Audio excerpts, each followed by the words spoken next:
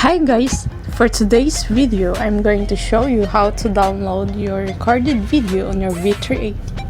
So first thing we need to do is to open the V380 Pro app and then select which video you're going to download. So for me, it's in our home indoor. So click play. And we need to find the replay function, so click replay and then wait for it to load. So for me, I want to pick this first.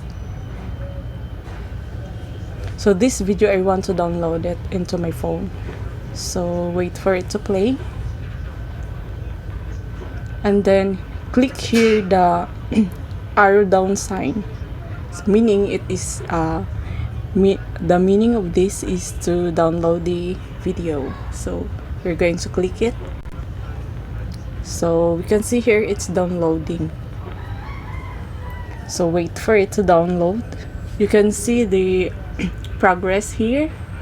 It says that it is 1%, so we're going to wait until it is 100%. So wait for it. Time's up. So we're now downloaded the video. To check if it is in your gallery, go to your gallery,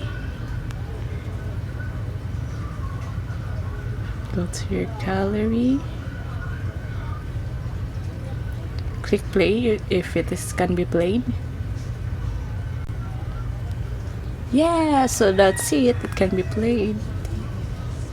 So thank you guys for watching. See you on our next video. Bye.